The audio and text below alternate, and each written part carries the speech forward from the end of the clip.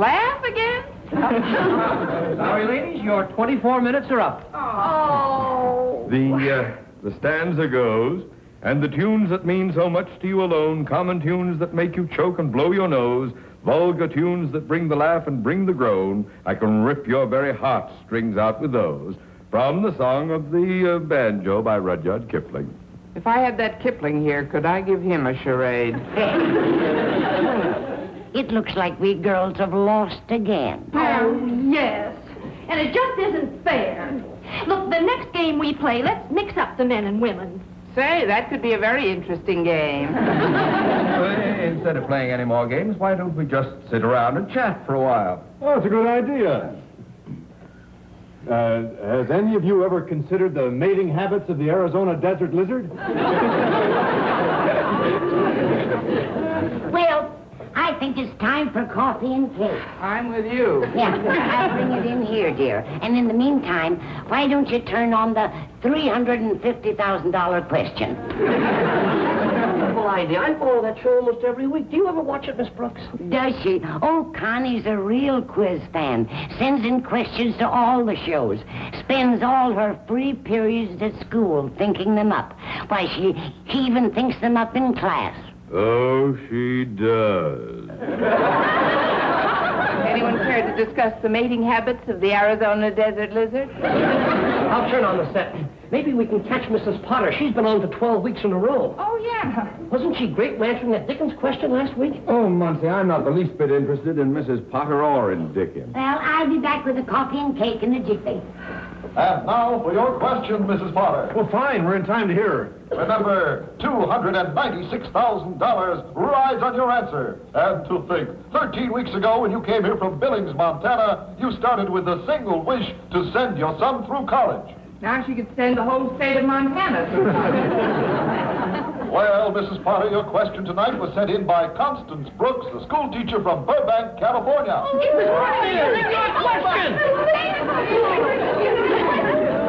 Why is everyone so excited over a miserable question? Now, if you can't answer this question, Mrs. Potter, Miss Brooks will receive a house full of furniture, a new wardrobe, a year's free maid service, a motorboat, and a new car. They're using our Connie's question. A house full of furniture, a new wardrobe, a new car. And I'll throw in the engagement ring. How about it? Now then, here's the question, Mrs. Potter. Are you ready? I'm ready, Mr. Chester. All right. In what part of the world is the habitat of the regal or reticulated python? Where does the reticulated python live? I'm sorry, Mr. Chester, I don't know.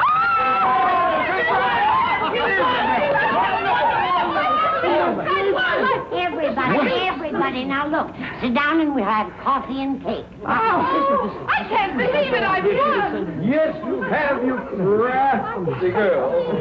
And all those prizes you'll get for that brilliant question are no more than you so richly deserve. Oh, well, that's very nice of you to say so, Mr. Conklin. Oh, not at all, my dear. If I didn't say so, I wouldn't feel that I was worthy to have been your collaborator. Her collaborator? Oh, no, my dear, mind you, I don't expect anything in return. But then, you see, there never would have been a question on that program at all without the use of my school time, my typewriter, and my typewriter paper. How do you like that? I used my brains, but he managed to outnumber me 3-1. Now, it just so happens, Miss Brooks, that I have always wanted a motorboat. Now, you have won a motorboat. Isn't that an amazing coincidence? Oh, Osgood, you're not hinting that Miss Brooks give you the motorboat. Hinting? I? Me? Both of you. Martha, you know I never hint for things. But if Miss Brooks, out of gratitude for my collaboration, should offer us a motorboat, I see no reason why... But you didn't collaborate with me, Mr. Conklin, and I don't feel I owe you a single thing. It's getting late, Mrs. Davis. Come along, Martha. Oh, now, Osgood, surely you're not annoyed because Miss Brooks isn't going to give you the motorboat. Please, I don't want to discuss that loot-happy loon. Let's go. But, Osgood, Why don't you wait for coffee and cake? Good night, Margaret. As for you, Missy, I hope you have a lot of fun with that motorboat in your bathtub. Attitude is about as unfair as anything I've ever heard. Imagine claiming he was your collaborator because he lent you a school typewriter. Well, you'll certainly never hear me claiming any part of your prize, Miss Brooks. Even though you did get the entire question from me. From you? And to think, Mr. Conklin had the nerve to ask for that motorboat. Well, you'll never hear me asking for that year's free maid service. Even though it does cost me $5 a week, which I can ill afford, while Mrs. Davis does your cleaning for nothing. Mr. Boynton, I made that question up entirely by myself, using the Encyclopedia Britannica. It's getting late, Mrs. Davis. That slogan's becoming more popular than Remember the Maine. Oh, now, Mr. Boynton, you don't have to go, too. Don't let a little thing like this come between you and Connie. I'm sorry, Mrs. Davis. If Miss Brooks' sudden wealth has caused her to forget who her true friends really are, well, there's nothing I can do about it. Good night. Well, my goodness. What got into Mr. Boynton? It's the old eternal triangle, Mrs. Davis. Me, Mr. Boynton, and a year's free maid service. I'm really surprised at Boynton. He always seems so fair. But for him to make a completely unsubstantiated statement that he gave you the question, it's incredible. It certainly is. Yeah, now, you know my marital intentions toward Miss Hannibal. As much as I could use that house full of furniture that you've won, I wouldn't think of putting in a claim. You wouldn't? Of course not. Although, if I hadn't mailed the question for you that night, it would never have arrived there. It's getting late, Mrs. Davis.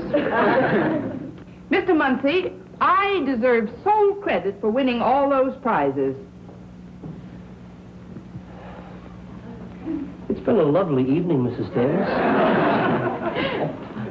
No coffee and cake, Mr. Muncie. Not unless you serve them at the bus stop. Well, I've never seen such poor sportsmanship. But don't you worry, dear. With all those prizes you won, you can be as independent as you like. And I intend to be, Mrs. Davis. And if they think they're going to make it uncomfortable for me at school, I may just up and quit.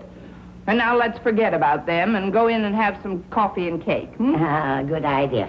Wait a minute. I'll just turn on some nice, soft music. There. Oh, I'll bet this is the most exciting night in your life. And since Mrs. Potter won the other 2 parts of her 3-part question, she'll be with us again next week. And although Miss Constance Brooks, who sent in the question to us, missed the big prizes, we are still sending her a full year's supply of frosted pig's knuckles.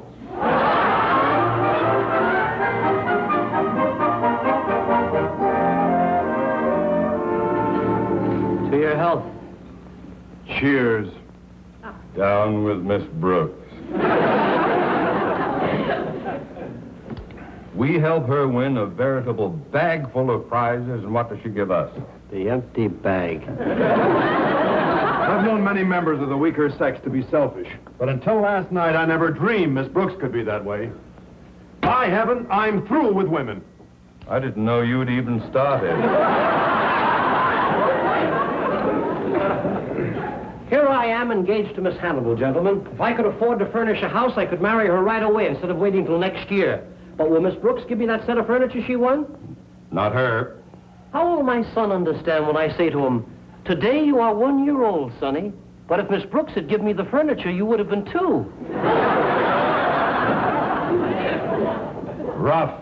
A thing like that could stunt his growth. Personally, I was hoping she'd let me have the prize of maid service for a year. Being a bachelor, I have to hire a part-time maid to clean my apartment. Her rates are $6 a week. Actually, though, I only pay her $5. How come? Well, we made a deal. On her day off, I clean her apartment.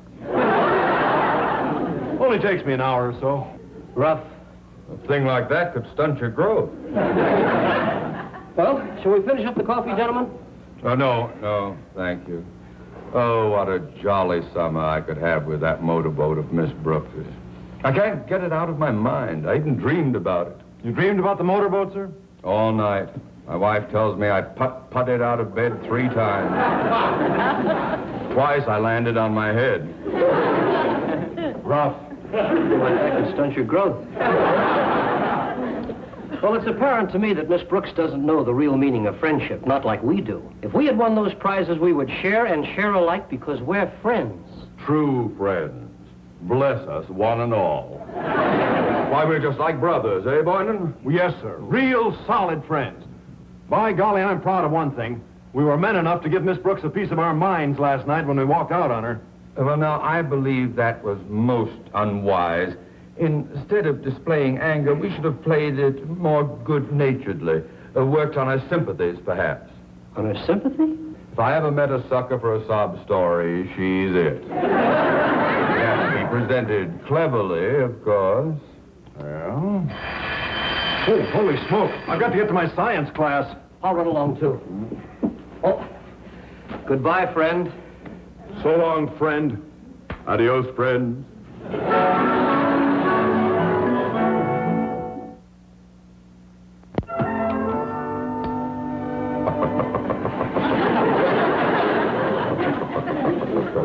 Squalls ahead. Land ho! Out of starboard.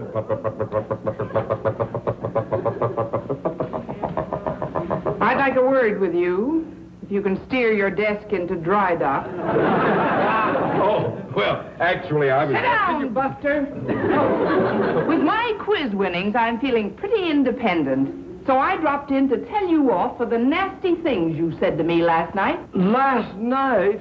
Goodness gracious, didn't you know I was kidding? Why, we'd all been playing charades, and I thought I'd add to the fun by pretending to be angry and acting like an idiot. Golly! Didn't you see me wink at my wife? Not in 10 years. Oh, well, I did. I winked at her. That's what I... Oh, please, Miss Brooks, dear, sweet, kind Miss Brooks, sit down. Sit down. Now, I wouldn't say anything to offend you for the world. For the world. Why, you're one of my favorite teachers. Tell me about that cough, Mr. Conklin. A cough? Oh, it's just a slight condition. Nothing really. Not much of a cough. Well, maybe I can afford to buy you a better one. Well, How long have you had it, sir? I was hoping to keep this from you, Miss Brooks, but my doctor tells me my only chance for recovery is to get away from this smog and take a cruise for the summer. Maybe in a motorboat. In a motorboat? That's your only chance of recovery? Oh, I've upset you, haven't I? That's the last thing I wanted to do. Good gravy. Things look dark, yes. But on the brighter side, I've been told there's one chance in 100 it won't be fatal. Fatal? If it is, so what? We all have to go to the great beyond sometime, eh? Well, yes, but I had no idea you'd already bought your ticket. It's all punched and marked. One way. Oh, well, that's the way it goes. I can't afford a motorboat. Well, sir, if there's anything I could do... Tut, tut, my dear, what can you do? What can you do? Well, I did win a motorboat, as you know, on that quiz show last night. What? A motorboat? Oh, now I remember.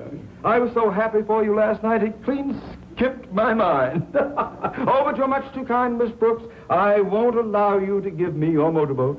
Well, then we're even, because I won't allow me to give it to you either. But letting you borrow it would be another matter. Why don't you drop over to my house this evening at 7, and maybe I'll have a surprise for you. But remember, I'm not promising anything, Mr. Conklin.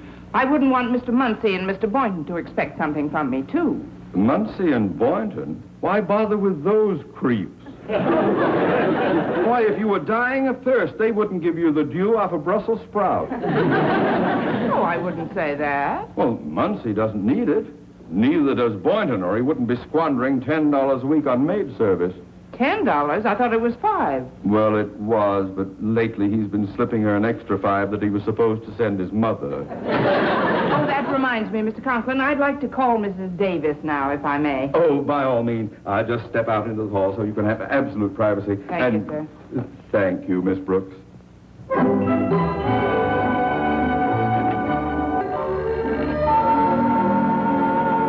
Hello, Connie. How did you know it was me, Mrs. Davis? Oh, well, dear, you've been with me so long, I always recognize the way you ring. Mrs. Davis, I'm in an awful hurry. Do you mind if I tell you why I called? Well, certainly. Look, Mrs. Davis, I wanted to tell you we're going to have a guest for dinner tonight, Mr. Conklin. Oh, well, that's nice. But don't expect me early, dear. I'm going to visit my sister Angela this afternoon. And by the way, Angela always watches that quiz show you won all the prizes on. So I imagine she'll have loads to tell me. Bye now. Oh, good morning, Miss Brooks. I just wanted to return this ledger. How's everything? All I have to say to you, Mr. Muncie, is goodbye. Goodbye.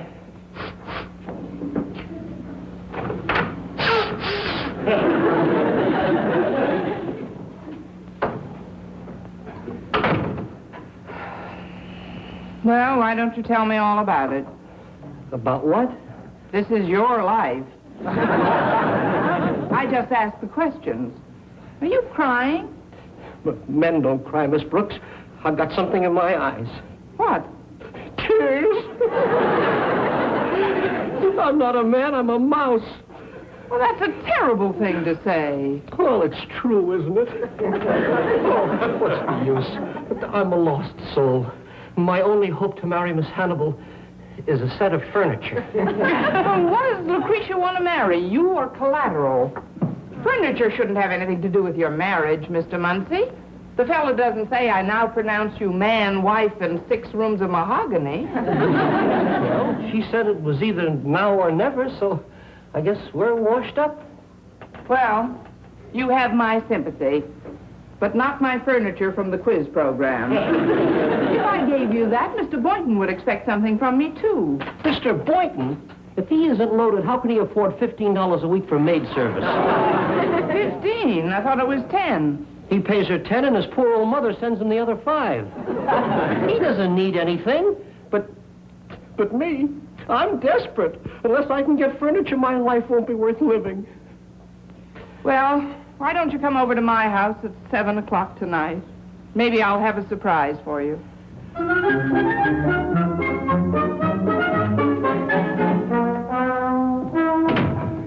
Hello, Miss Brooks. We can dispense with conversation, Mr. Boynton. I merely dropped in to return a button I found on the floor last night after you'd stormed out. A button? Probably popped off one of your shoes. No, this is from my garter. In fact, I believe it matches the one I have on. Let's see now. Oh, ooh.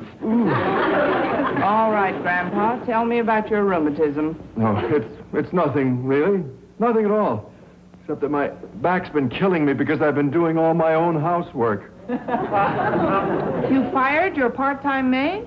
I had to. I couldn't afford to keep paying her $20 a week. 20? Well, maid salaries have shot up pretty high. Today alone, they've skyrocketed over the moon. No, Oh, take it easy, Matilda. You need a long rest. At this pace, I'm lucky if I've got a year to live. A year to live? Oh, I'm in bad shape, Miss Brooks. I'll never make it unless I get a year's free maid service. Well, maybe that can be arranged. How? Tonight at 7, come on to my house.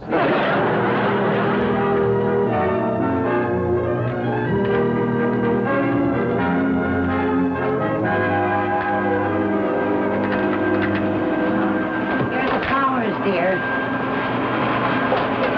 Oh, thank you, Mrs. Davis. Yeah. Connie, Angela was really surprised when I told her we didn't watch the whole quiz program like she did. Well, this is a dandy time to find out that all I won was a carload of pig's knuckles. 7 o'clock. The happiness boys should be here any minute now. Dear, are you sure this is the best way to handle things? It's the only way, Mrs. Davis, but I can manage alone. You go on and relax. Oh, all right, dear.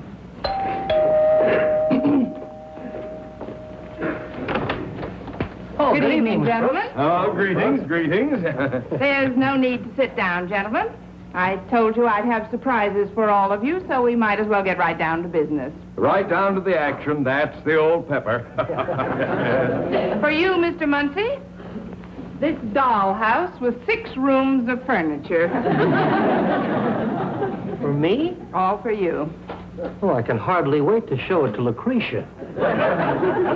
You're next, Mr. Conklin? Here you are, sir. Boy motorboat. Yes, you can turn it on there while you're sitting in the bathtub.